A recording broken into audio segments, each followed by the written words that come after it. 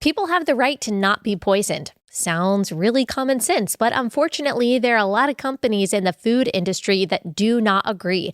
That is why Florida is fighting back. They are leading the states in trying to make maha a reality for Americans like you and me, and those that are trying to make healthy choices, especially for our kids. We've got First Lady Casey DeSantis here today to talk about the stunning findings that their researchers have done in the state of Florida into the poison that is in so many of our foods and even baby formula. You're going to learn a lot today. I know I did. We've got all of this and more on today's episode of Relatable.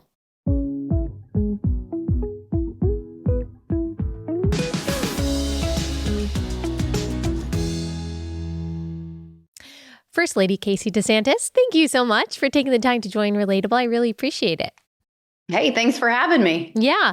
Okay, tell me why Florida is conducting all of these tests on candy, on food, on things like bread and baby formula. Well, first of all, it's the right thing to do, right? I think consumers should have full transparency about what they're consuming and what they're eating.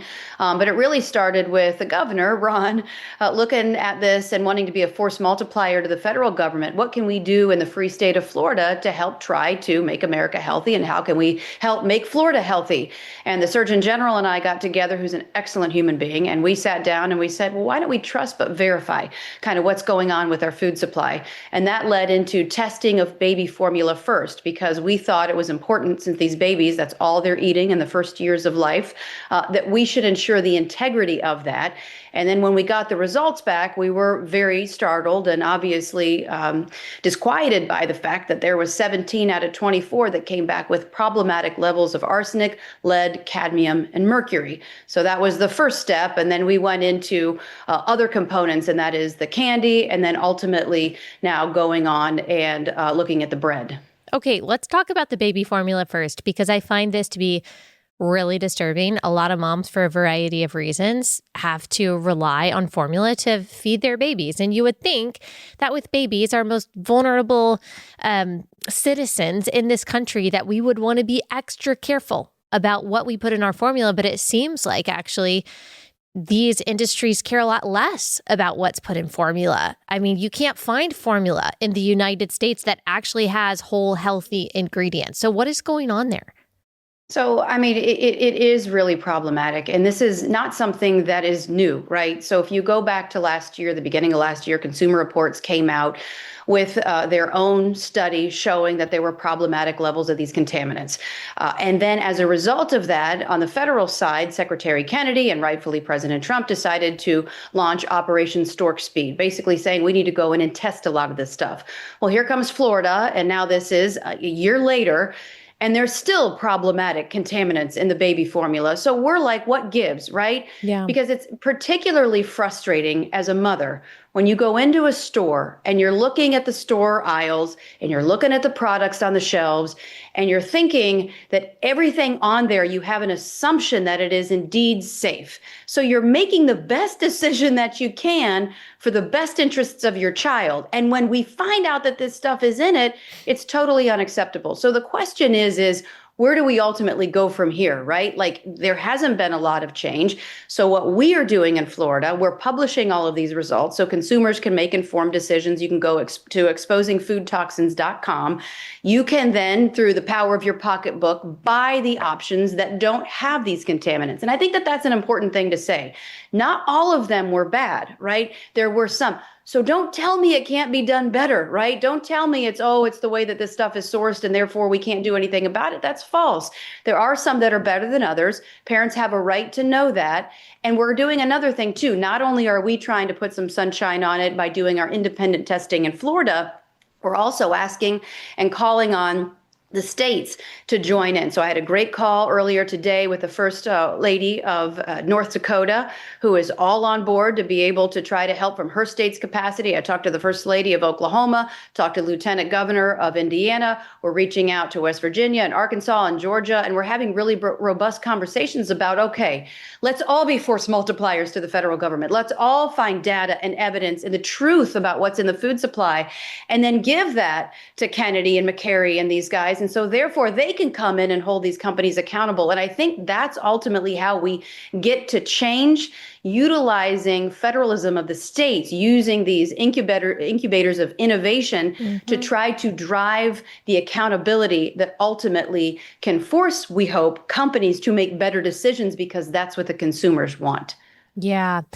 People who can't afford to get their formula from places like Denmark or Germany, where the regulations are different and you can actually find much more wholesome formula brands, are kind of forced to choose from what is in the grocery store. As you said, they're trying to make the best choices. They assume that Enfamil and these other brands are creating these really good products for babies, that it's all tested. But what you're saying is basically we are forcing especially lower income moms to choose unhealthy items for their vulnerable babies. And people might not realize that this doesn't just have an effect on a baby for, say, the first year of their life, but there could be long-term consequences to things like heavy metals and elevated mercury levels in this formula. Can you tell us, what has research found about what this can do to a child's behavior and mind?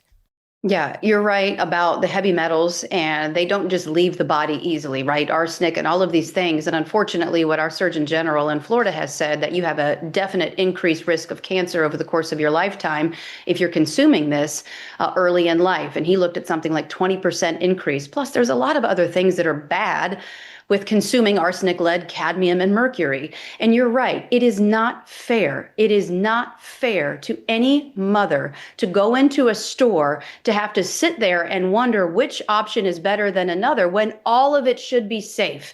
All of it, you should have an expectation of it being safe. So one of the things that we've done to partner with the federal government is we looked at WIC, which is Women, Infant, and Children. These are women that receive federal assistance to be able to buy formula. Because we are under a certain amount of moms that apply to that federal group, prior to this discovery, there was only one supplier that was supplying that formula. Because of our work with Secretary Kennedy and others, we are now opening that up to 2 suppliers. So they have more options, and some of those options do not have those harmful metals in it. And so you can go to exposingfoodtoxins.com, and then you can find an option, no matter what, to be able to help fit, obviously, your family that doesn't have this junk in it. Okay, so we also found that bread has something called glyphosate, or not all bread, but a lot of the brands that you're getting in the grocery store. This is another one of those ingredients that most people can't pronounce, so they don't know what it is, and they think, okay, well, if it's in all the bread, then it's probably fine. But what is glyphosate, and why should we care about it? Yeah, well, it's weed killer. It's Roundup. I mean, it's the main ingredient that they're using to spray on plants to destroy weeds, right? It kills plants. And so there's no reason why any of that should be in any product that we're consuming, clearly without your consent or knowledge, because I don't see that in the list of ingredients, right? Glyphosate is really problematic. And of course, our Surgeon General has said there's a lot of problems that can happen at the cellular level, with your microbiome, with your gut, all of these things that, we're starting to get more and more evidence on. But, when you read what the Roundup label and the glyphosate label, you see where it says, like, if you touch it, do X, Y, and Z. If you inhale it, do all of this. If you stop breathing, call 911. Like, there's all of these problematic things with being in close proximity to glyphosate. Probably safe to assume that it's not good in the food supply, in bread. So again, on the website, we put down the breads that were tested and the levels of glyphosate that's in there, so that people can make informed decisions and they can find something that doesn't have this stuff in it. Okay, so this is not an ingredient that people are seeing that's bad for them. This is something that's completely hidden from most consumers. And regulations right now are saying that it doesn't have to be disclosed that the product that someone is consuming at one point was basically sprayed with Roundup, which we know and have known for a long time causes all the health problems that you're talking about. Yeah, so the silver lining is what I would say with this. Not all of them had it in there, right? So again, it is not inevitable. We can do better, but we have to have people all across the United States of America stand up and say enough is enough. Okay, this is not okay the way that we've been going with how our food supply is operating. It is not okay to have levels of glyphosate. It can't just be, well, it happens in the manufacturing process and therefore we can't do anything about it. No. Of course you can. Of course there are better options. Yeah. And so it takes, I think, every one of us. And honestly, Secretary Kennedy just today was posting something on social media saying, you know what, it's going to take all of us It's going to take the social media influencers. It's going to take people in elected positions. It's going to take the consumers and the American people to finally stand up and say, we've had enough. We deserve the right to be able to eat food without having it contaminated with heavy metals and pesticides.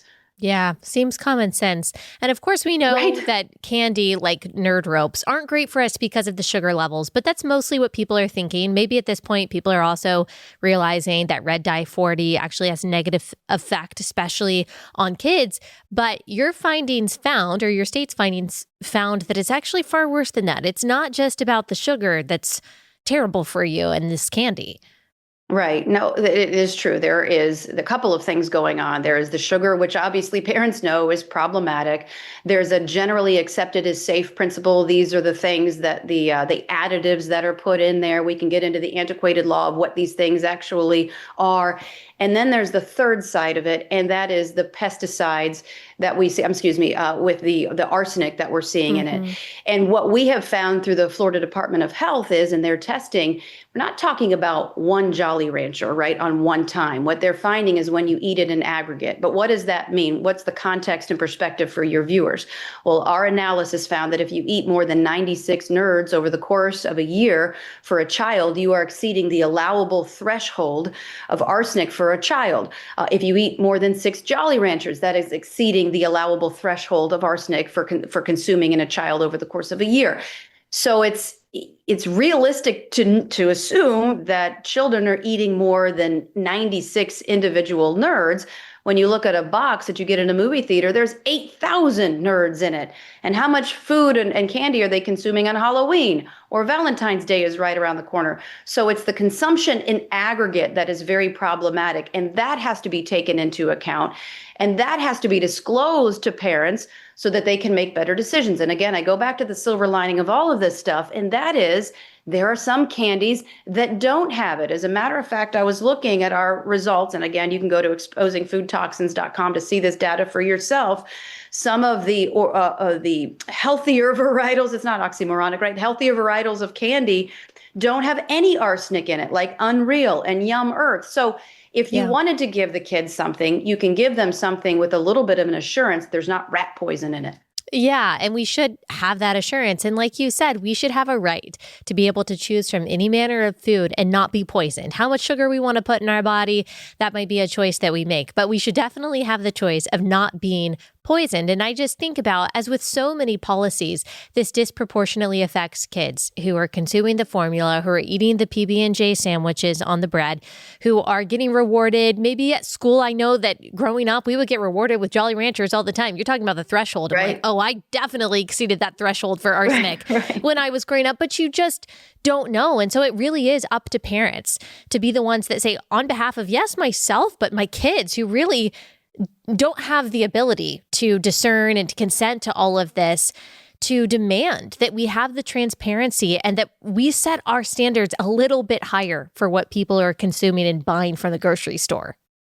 Yeah. And here's what I would say. I think transparency is huge. I think the website is huge. The testing that we're doing, we're relying on the other states to be force multipliers to test as well.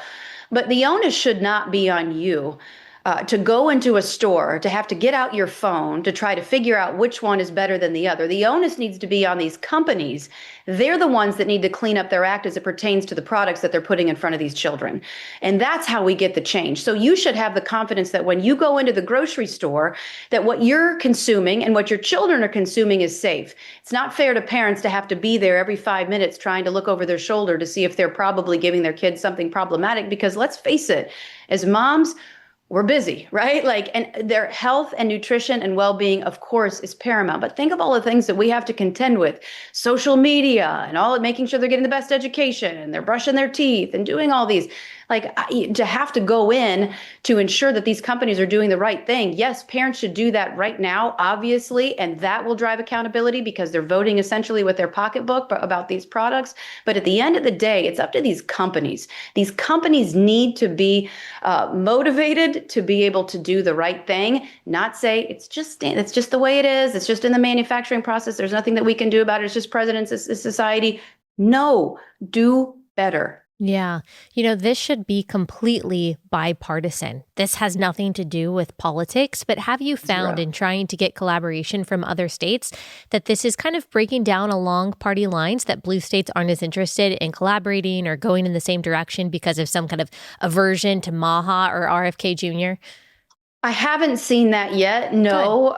But I would just pray, like at the end of the day, put the partisan politics aside. This is entry level for government. This is Yeah. foundational. We need food to survive, right? Like, so we should all be on the same team to be able to drive accountability, right? And so I haven't seen anything negative, but if you start seeing some negative stuff, then maybe you should ask why and where that's coming from. Yeah. But so far, every conversation that we've had with the states has been positive. Everybody wants to unify forces. As a matter of fact, I talked to Secretary Kennedy just this morning about this, and he is all on board to try to drive some of this change. So I really do think that the moment is now to be able to get this done. I think with the states, of course, with Florida, we're helping to lead the way, but obviously, there's a lot of good things the other states can do.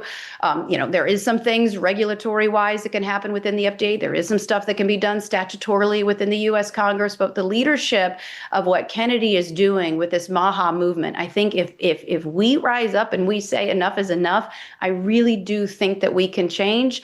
But we have to keep our pedal to the metal, because the one thing I don't want to see, and I feel like this has happened a little bit with the baby food stuff, baby formula, it's like a blip on the radar. They wait out the news cycle, right? And then it goes away and nothing ever happens. It's like, no, like it's not okay. There's lead, there's mercury. Like, no, we have to go full stop. And the other thing I would say, if these baby food manufacturers are testing for things like salmonella or bacteria before it ever leaves the facility, then why can't we have them test for lead and mercury and arsenic and cadmium? I mean, it's like low-hanging fruit, right? I think that's something that the U.S. Congress could add and do very quickly. And that is the right thing to do on behalf of families all across this country.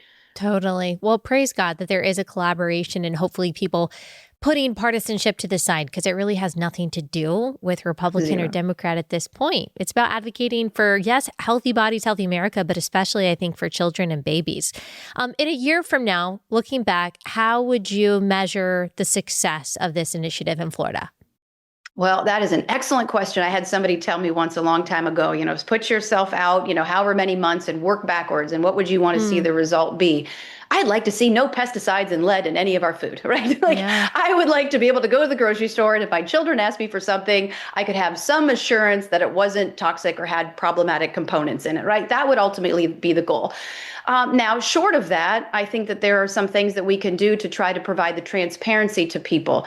I would hope that we would have such a good testing apparatus in place through the states with accountability from the FDA to be able to have some sort of apparatus to say, oh, okay, we see this. Let me just make sure it's okay. Okay, fine.